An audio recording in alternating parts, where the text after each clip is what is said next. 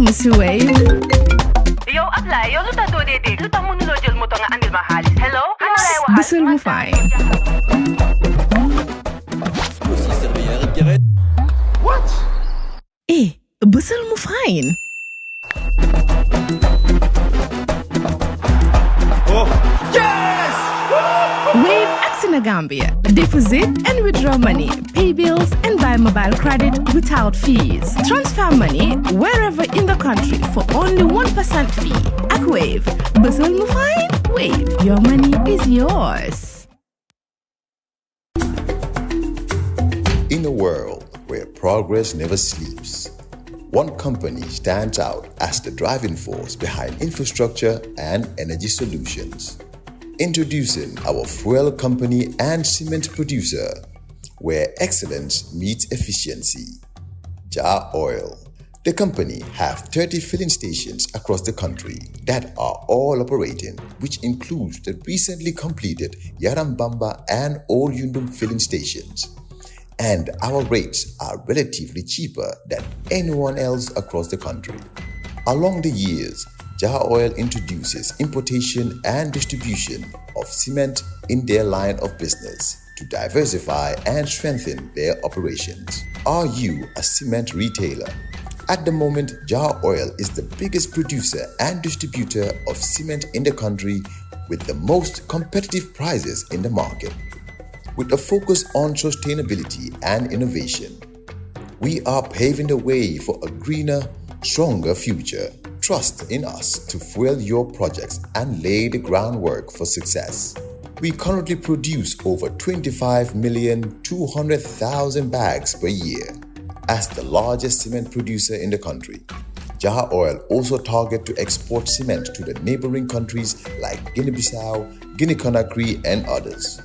Join us on our journey to shape a world where every drop of fuel and every bag of cement makes a difference. Together, we can build a brighter tomorrow.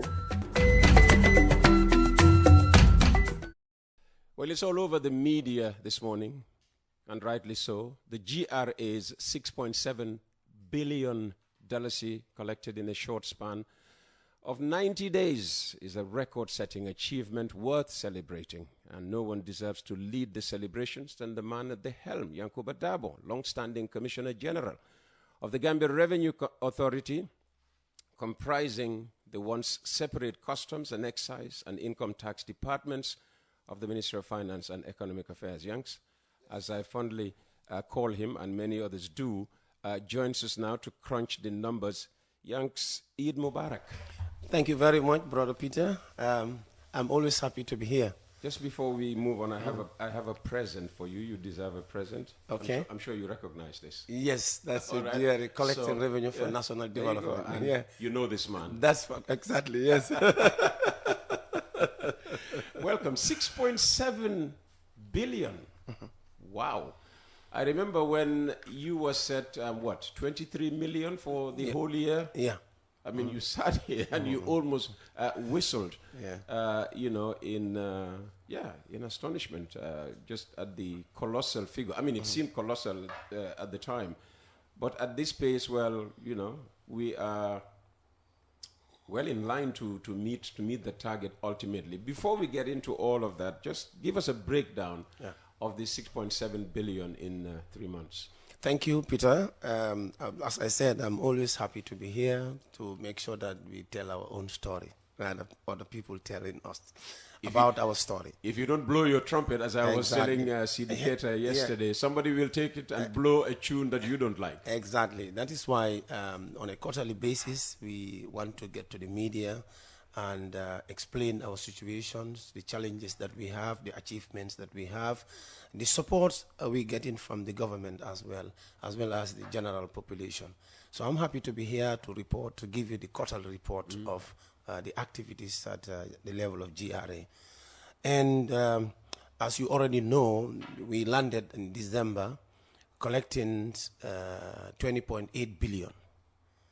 When we were taxed at a target of 19.2 billion. Wow. So that was the activities of last year.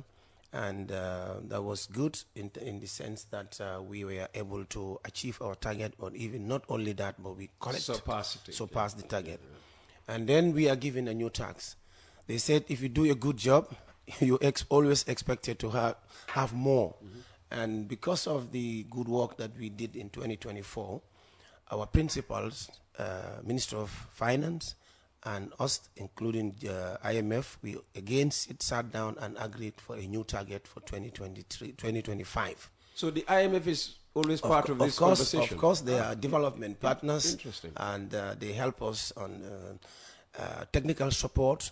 They help us on experts that are normally here to give advice, to give us guidelines, and we work with them in the process of development. And as such, they are also always part of the target setting. We don't leave them behind. Of course, these target settings are discussions. You know, they have to make their own target for the year. It's good that I clarified that side, because it's news to me. When people hear the word this is the target for GRA, people who are not close to the doors of GRA or finance may think that there's somebody will just sit down and give you the figure. No, we have formulas that we use to arrive at the target that should be collected for a particular year. And IMF will do their work in Washington independently. Minister of Finance will do their work independently. GRA will do their work.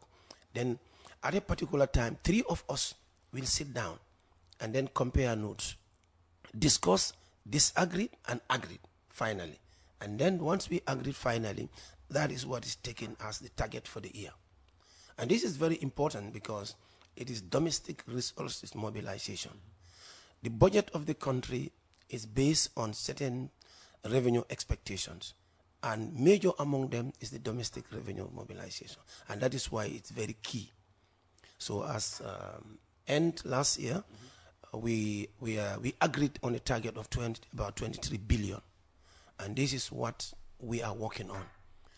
And for the first quarter of the year, in January, once we got the target, what we do internally, we go back and break that 23 billion into different months, the 12 months of the year. Yes. So that every month we have a target that we are working against. Yeah.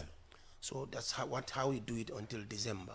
Now, as we speak, in January, the target that was set for GRA was 1.9 billion. And by the time the month ends, we collected almost 2.3 billion. Oh, wow. We have an over collection of 352 million. And come February, based on this, because February is a short month, we program. It's a special month. That's why. It's a special month. We program ourselves for 1.6 billion, and by the time the month ends, we collected over 1.8 billion, and we have again an excess collection of 180 million. Now March is a special month for us. If you keep following the development of GRA, March is always the record breaker. Yeah, that's the deadline when everybody has to submit their... Fantastic. You've answered that question. That's the deadline on or before. Yeah, but I know it. Yes. For those who do not know, tell them why March is special. March is special for us simply because this is the end of the tax period for the previous year. We're coming from 2024, now getting into 2025. We ask, according to law, all business activities to prepare their accounts and make their final payment on or 31st of March. So during the course of the year, we have quarterly payments. And in this quarterly payment, people will do their calculation and pay against their end of year tax. Come end of the year, the law gives them 3 months to make sure that they prepare and finalize their accounts. And by the end of the March, on or before, everybody have to pay, and then we open a new page. And that is why every year March becomes a special month for us. And it's a record break. And that is why from the second week of March to the end of March, usually it's very difficult to find Jibril at work here, because he's running around making sure that his audited accounts are all, signed off on. Exactly. So looking at it that way, in March, we have a target of over 2.4 billion. That sounds big. Yes. It's a big, that number Yes, is not the others easy were number. 1.1 point. Yeah, but this one is It's 2.4. And by the time the month ends, we were able to collect over 2.6 billion. Oh, wow. So this is a record. For the first time. March is a special month. It's a special month. Inshallah, next year again, we are going to break another record. Okay, very because good. March is always a month that we break records. That's what we like to hear. And in the month of March, we are able to collect over 161 million on top of the target for the month of March. So overall... Which was the February target, yeah, 1.6. Exactly, closely, yeah. So overall, the first quarter of the year, we made a collection of over 6.7 billion, as opposed to the expected collection, which is about 6 billion. That is what we are expected to collect. But we were able to put on top of almost 700 million yes, on top of our first quarter. Well done. Thank you very much. Thank you. Thank you. Thank you. Thank you. And again, it's a question, you know, anybody would ask. What made this possible?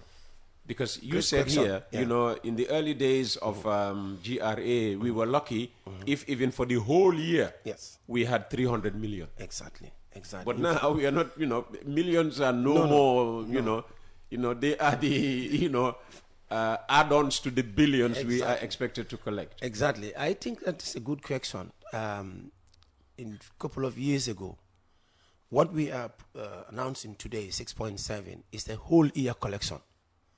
And now we are collecting that only first quarter. So there has been a lot of transformation in terms of revolutionizing the processes, the ways and processes of our work. And like you asked, what causes this and why? I will start it this way.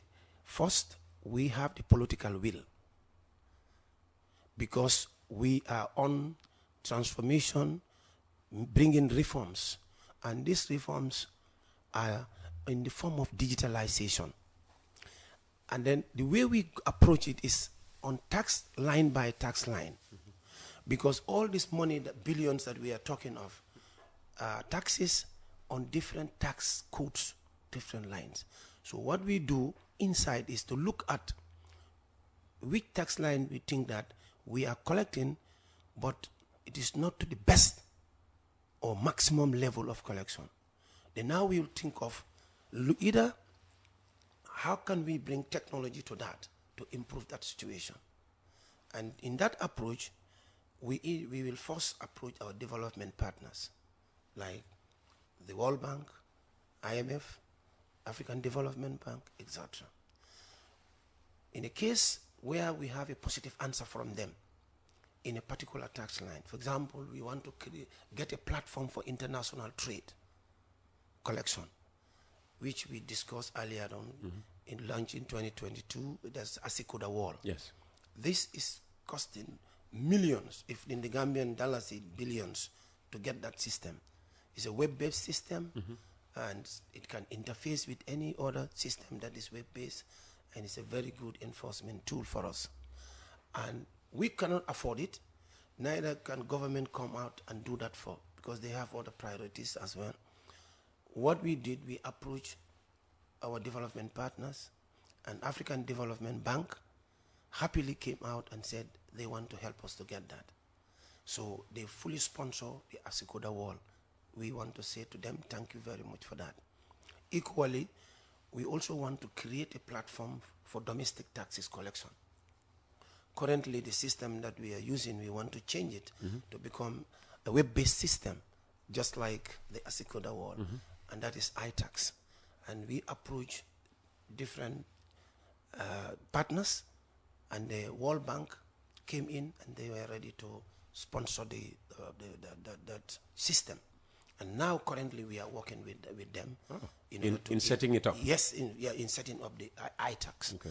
So the second approach we do is to work on PPP approach, such that we want to public-private partnership. Exactly. We want to have, because if you want to digitalize, it involves technology. Sure. And it's very expensive. So on our own, it might be very difficult for us to do, but this is what we do. So in that case, we need either the development partners or a PPP approach, then we work with them, then we can bring in this system. So the results of these collections, this we have seen today, it's all due to the technology that we bring into our work, and that is why we are having what we have. These figures are unthinkable in the past. Absolutely. You can't even think about $1 billion, collecting $1 billion in Gambia. Yeah, exactly. They say it's a small economy. It's a small economy. Everybody said it's a small economy. Yeah. We cannot get this, We are just, running around hundreds of few million, not $1 billion. So, but today, we are not talking about $1 billion. I remember when I talked to you in the past, we don't even talk about $1 billion. Yeah. The first time in 2007, 2007, when we collected about 800 million, that was a celebration countrywide. Yeah. Because nobody even that. Now you will go to jail if you tell the president this is all we collected. 800 million. You give credit to the international partners and whatever, but how much is all this down to policy? And policy has to do with, because you've said here, not once, not twice. Yes.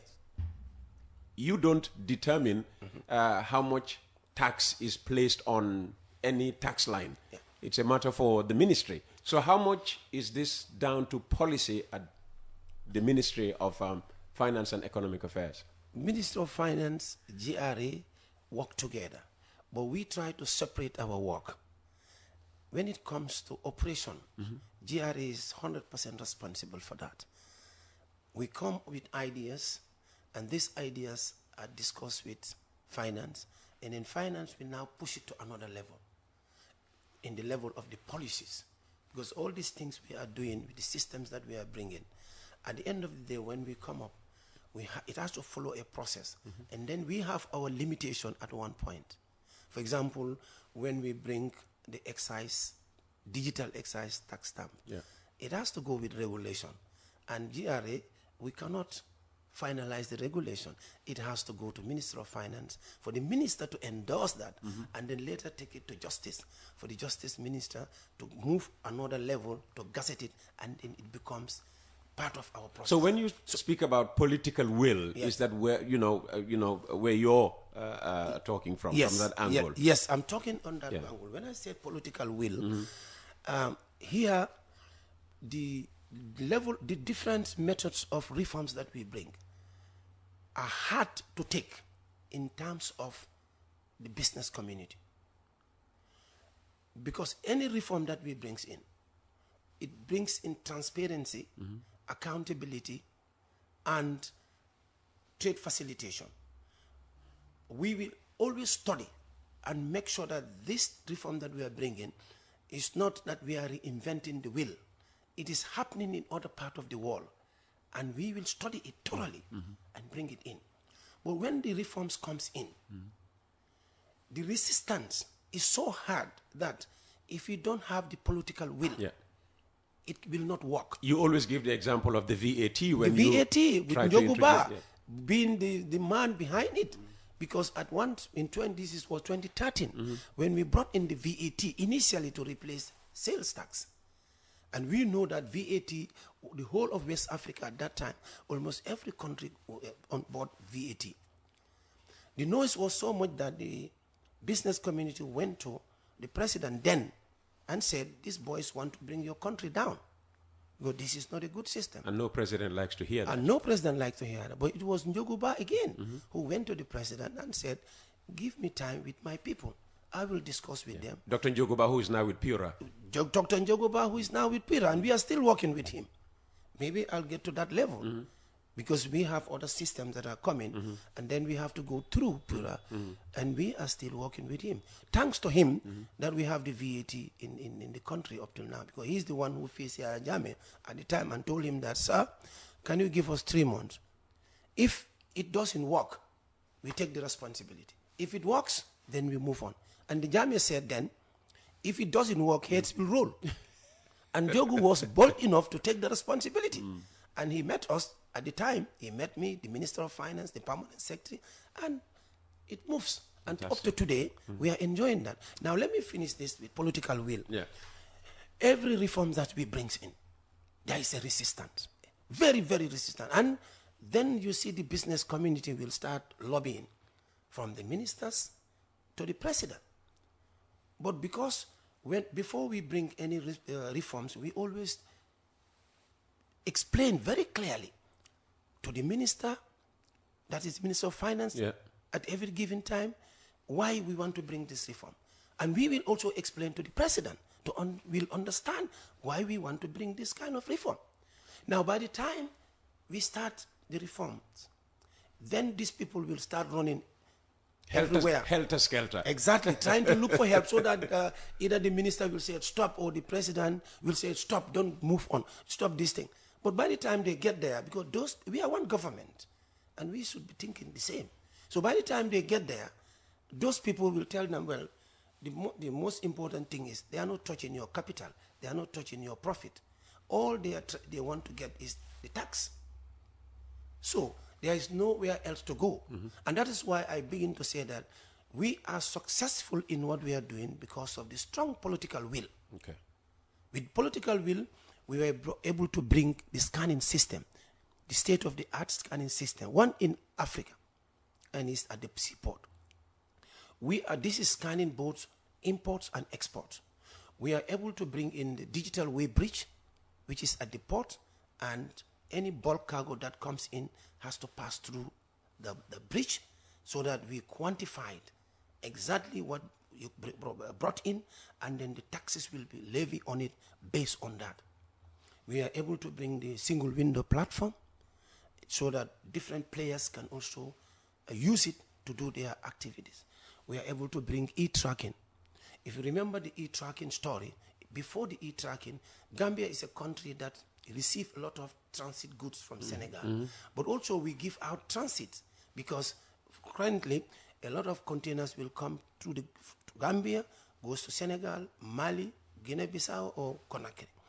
And even our petroleum product, a lot goes from the petroleum depot to go to Mali and Guinea-Bissau. So we were having problems. And then we realized that we need to have a system that will help us to track every transit that coming to the Gambia, so that when it passes the border, it will not be dropped somewhere. Because these are on customs goods. So if they drop it within the country without getting to Banjul,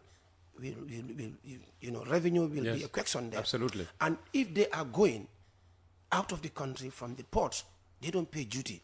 Within that period, journey, if they got somewhere and drop it, that means we have a problem with revenue. Yeah. So likewise, the tankers, fuel coming from. So sometimes you don't take things for granted. These are things that we are happening.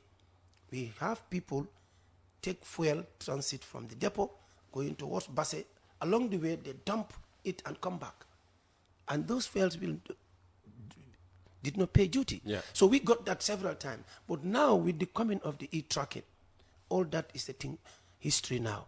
Because once the goods get to the border, the e-tracking will be tagged at the back, and we have two offices, independent offices, one in Banjul and one in Serekunda, located somewhere, just one.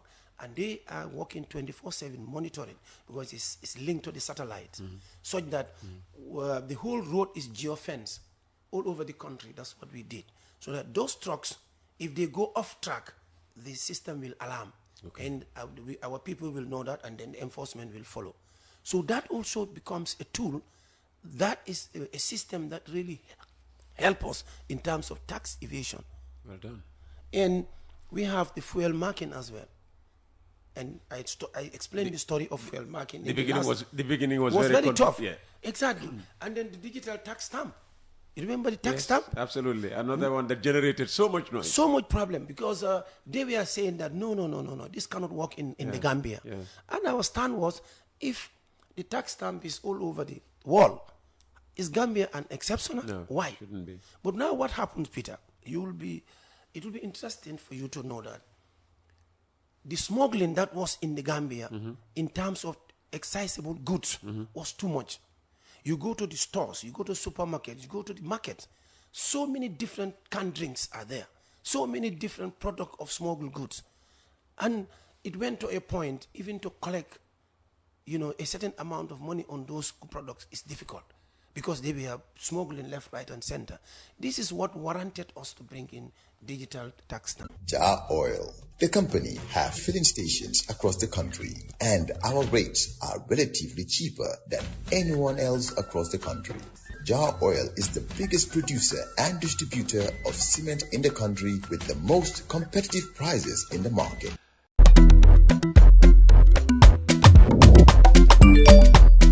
Excellent jams, Wave. Yo, apply. Yo, luta do de. Luta mënuloo jël moto nga andil ma xaalis. Hello? Busel mu fine. What? Busel mu fine. Oh, yes! Wave Gambia. Deposit and withdraw money, pay bills and buy mobile credit without fees. Transfer money wherever in the country for only 1% fee. At Wave, Busel mu fine? Wave, your money is yours. And how is it helping the business community itself? Now, that's a good question. Today, as we speak, the business community are so happy with the digital tax stamp because it eliminated the smuggling in the into the market. And now the market space is there for them. Those that are producing, they have market to sell their product. All that is, you sell, you pay GRA what GRA is supposed to get. The rest is yours. Yeah. You get your profit. Those that are importing now also have a bigger market space. Just a week ago, one of the importers just came to my office. I thought it was something else. He said, no, I just came to pay for my import $27 million. Oh, wow. What's he selling? We all need to get into that. Canned drink. The duty alone. He said he came to pay $27 million. Oh, wow. Peter, you cannot imagine 27 somebody million. paying $27 million for canned drinks. And the simple answer is because there is market to sell. Yeah, absolutely. He even went further that he get order from his customers even before the goods arrive. So this is the beauty of digitalizing. Did you ask him whether he was making that much before the stickers came around? In fact, I don't even need to ask because I know that he cannot even import 5 containers in the past before the digital tax stamp. Wow. Because if you bring 5 containers, you don't have customer. The other competitors, those that are smuggling, they will come to the market. They have flooded the market already with drinks. So if you bring 5 containers, it can stay with you for 3-4 months or 6 months. You cannot sell. Yeah. But now, before the containers come, he can order up to 30 containers at a go, up to 40 containers at a go. But before the containers arrive, customers will be lining up. Everything has been booked. Everything. In fact, one of the hotels took a store. He said they took a store in his own premises so that when these containers come, for that part, they will be stored there for that person. Oh, wow. So he already booked in advance. Wow. So this tells you that most of these reforms that we bring, if not all, they are here to help the businesses. They are here to help GRA because these collections cannot be possible without these reforms. The reforms will close the leakages. The reforms will close the smuggling. It will bring transparency. It will bring efficiency and accountability. And it makes government to feel at ease in terms of revenue. Because this day and age, we all know what's happening. Yeah. I don't want to say a name, but we know what's happening. In terms of international aid freeze. Exactly. Yeah. This is happening. So it means that every country have to look forward domestic revenue mobilization. And this is why government is giving us, from the president, His Excellency himself, to the minister, and to the entire government, are giving us a very strong support. So we have the political will in doing what we are doing. Because at the end of the day, that's the way forward, Peter. Absolutely. You cannot be dependent on outside help all the time. It's not. In fact, nowadays, it's not even there. So the reality on the ground is we all have to help the business community, the general population, the government, we all have to help in mobilizing revenue. And that is the domestic resources mobilization. Fantastic. And that is what we are doing. So this is some of the reforms that we have already put in place, and they are paying dividends. Fantastic, fantastic. Congrats. An imam should already be in the studio. I don't want to be blamed for that. But let's talk about the awards. The Taxpayers Awards are just around the corner. I think it's weekend after this one. Okay. All right. Thank you. What's going to be special this time? Yeah. Thank you so much, Peter, for that. But before I go, he always says to me before. I wanted to mention that we are not stopping at the reforms that I have mentioned. Okay. There are bigger reforms that are coming, because we are always thinking ahead at the level of the GRA, and we work with Minister of Finance, who are our principal ministry. The minister is in support of everything that we do. Likewise, the president. We have other plans. At the level of the ministry, the minister has created a department called Tax and Revenue. Oh. And it's headed by a young, smart gentleman called Alaji Jallo. You talk about policy. Now, at the level of GRA, we deal with operation. At the level of the ministry, they deal with policy. So that department is mainly working with us on daily basis. Issues dealing with policy, they take care of that and deal with that, and then we deal with operation, so that we work on a daily basis. So that is also another good achievement that happened at the level of the ministry.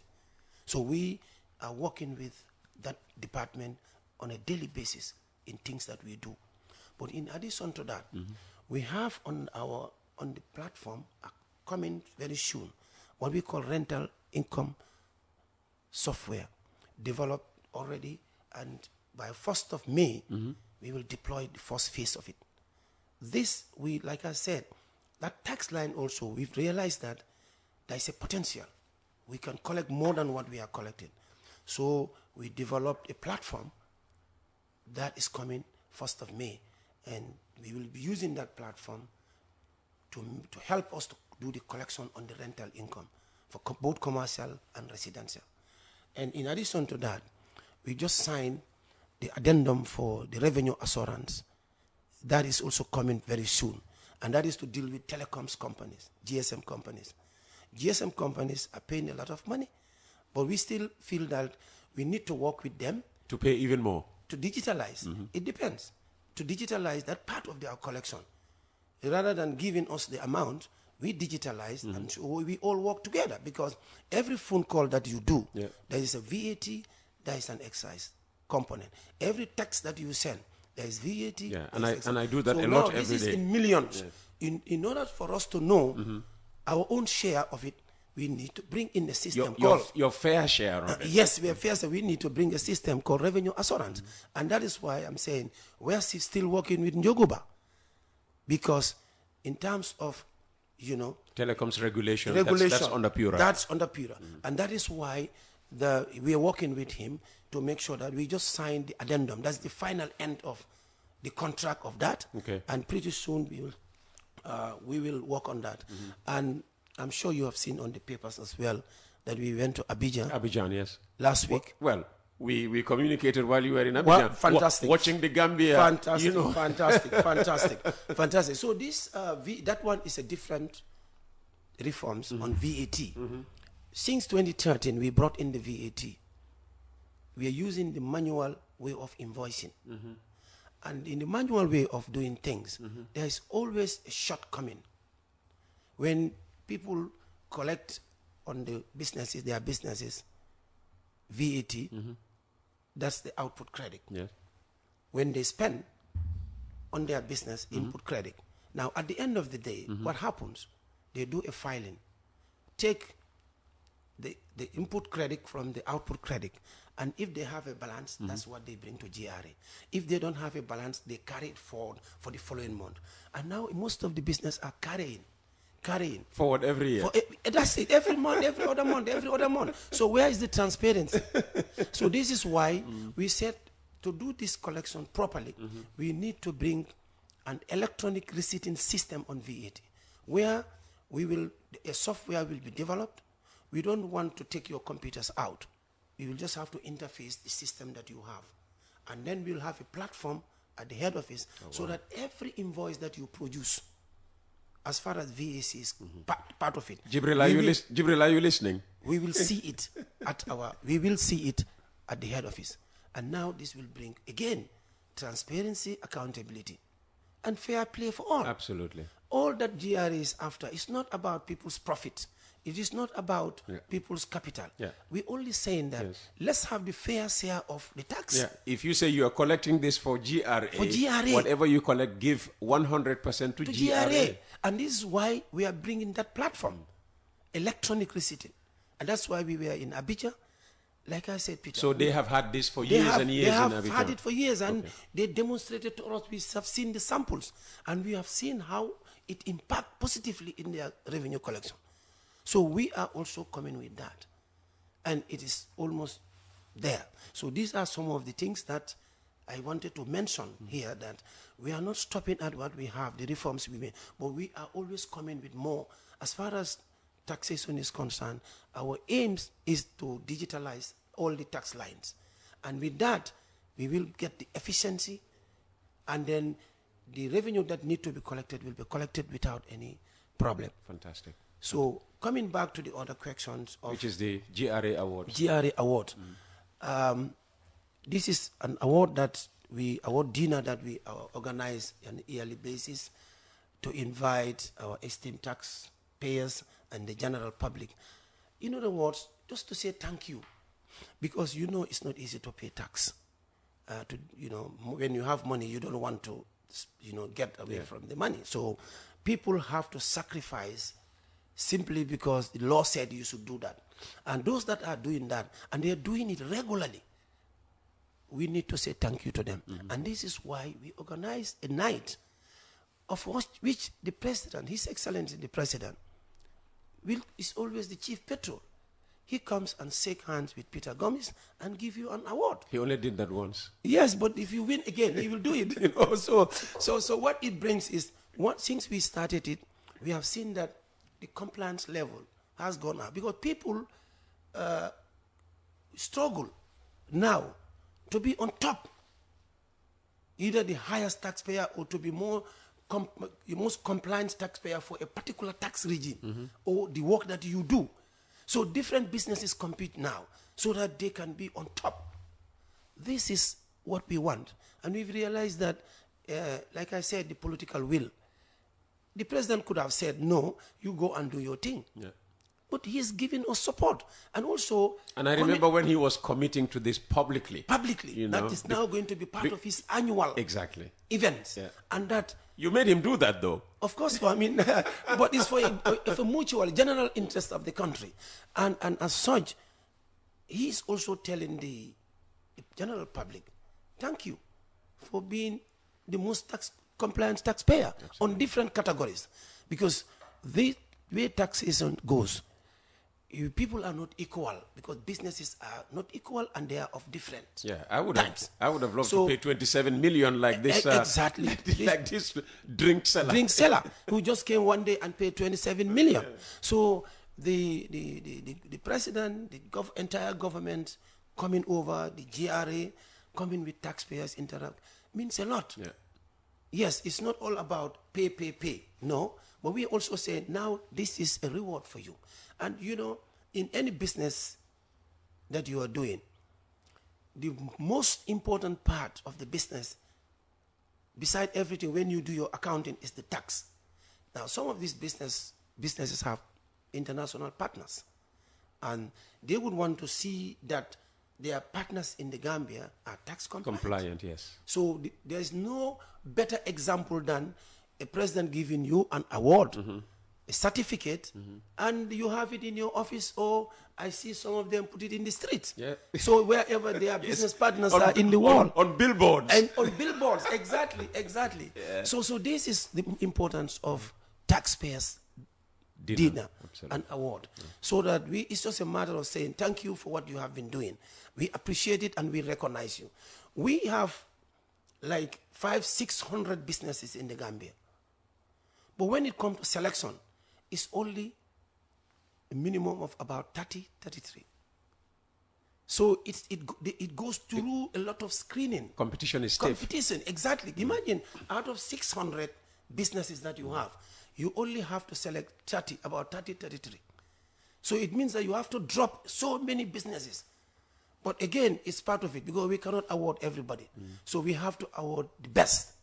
So whoever's business comes into that, you know that you are You've really done well. You've done it very done well. And not just GRA, but the whole country appreciates you. Yes, because, exactly. It's through these taxes, as you say, that we can enjoy the new roads that we have and other social amenities. Exactly. Exactly. Yanks, thank you very much for coming. Yes, but I have to get a final word. And thank you, Brother Peter. When you go out, you will see Imam Bai Mukhtar Toure. Yes. I will not be apologizing. You will apologize to him. I will apologize on your behalf when I see Imam outside. It's not easy to come over, and because of the periodic time that I come over to explain our activities at the level of GRA and with government and with our stakeholders. So that's why when I come, 30 minutes is always small. So maybe you should be coming on Tuesdays when we have 2 hours. I think next time we have to come on Tuesday, so that we'll have the 1 hour straight. Yes, exactly. We can discuss, because I wanted to say a lot of things about what we're doing. Our next appointment, we can make it Tuesday. Absolutely. However, what I want to say is GRA is going through a transition that we started years back, and that is to digitalize all our processes. And we have the full support of the government. And the general public, we are appealing to them that what we are doing is for the interest of the general public and the businesses. Any reforms that we come up with, it's interest for the government, but interest of the businesses. Because all these reforms that I mentioned here, at the end of the day, once we are settled, deployed, the business people are happy.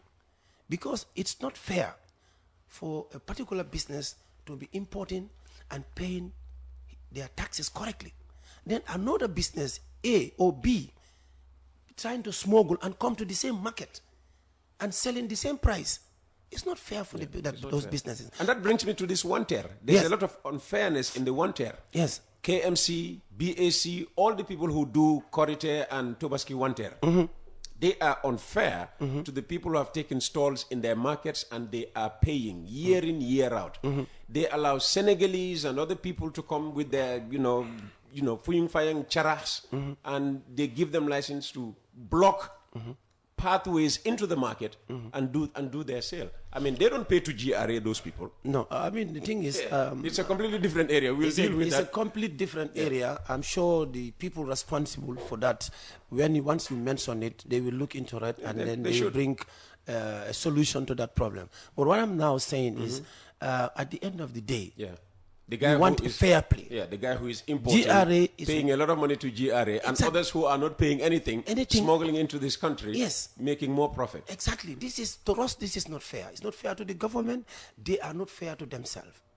And above all, we need to change. We need to think positively. We need to look forward to be doing what other countries are doing in terms of revenue generation. We cannot be where we are all the time. We need to change in terms of the way we do things. And that is the way we are going. Fantastic. To digitalize the system, and we need the support of everybody, from the president to the entire government, to the media, to the business community, and to the general public. Fantastic. So what the revenue that we are collecting is for the country, and that is what the country uses for development, in terms of infrastructure, in terms of hospitals, the schools, and all the other things. Above all, we have got to a level where every country is looking inward. And Gambia also is championing that, to mobilize revenue domestically, to take care of our own businesses. Fantastic. When you have your own money, Yanks. Peter, when you have your own money, nobody will tell you how to spend that. That's At true. the end of the day, your salary, you are responsible how to spend it. But if somebody give you money, then the person will have to tell you how to spend the money. So in summary, we want to generate our own revenue so that we can spend our revenue, even if we want to take $1 billion in Jarasoma or Basse or Wuli or wherever, we want to do a road there, a hospital, nobody will tell us you cannot do that. Fantastic. Because this is the money that we generated in the country, genuinely. Yes. And yeah, ñoko liggéey. Wow. Ñoko lekka num ñu neexee. Spend, All right, exactly, thank you. exactly. Thank you, Yanks. Thank you. We have to stop there. Bai Mukhtar Toure will be very angry with you. And that's today's Coffee Time with Peter Gomez. It's also the week's last edition.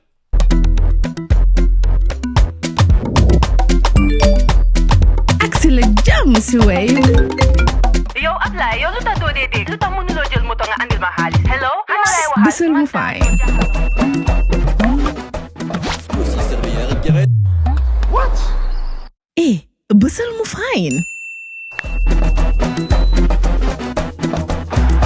Oh, yes! Wave Gambia. Deposit and withdraw money, pay bills and buy mobile credit without fees. Transfer money wherever in the country for only 1% fee. Ak Wave. Bësal mu fine. Wave. Your money is yours. Jar Oil. The company have filling stations across the country, and our rates are relatively cheaper than anyone else across the country. Jar Oil is the biggest producer and distributor of cement in the country with the most competitive prices in the market.